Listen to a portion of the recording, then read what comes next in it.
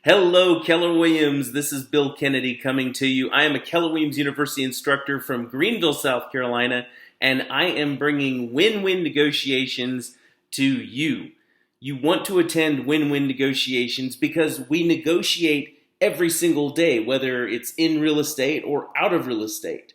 In win-win negotiations, we're going to start off by taking a look at some perspective. What is the perspective? Why do we want to win-win when we're negotiating? What is our goal? How are we going to get to that goal?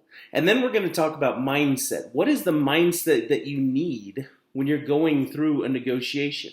We'll talk about the things that you want to keep in mind, the things that you want to learn about before you start the negotiation. After that, we're going to talk about growing your negotiation quotient. This is a skill. This is something that will help you and it will help your clients as you go throughout your career. After that, we'll talk about navigating that negotiation to a win-win. How do we come to a win-win?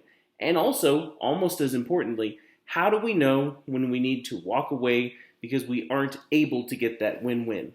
Finally, we'll put it all together and come up with some great skills that will help you throughout your career and throughout your life. I'm looking forward to seeing you for win-win negotiations.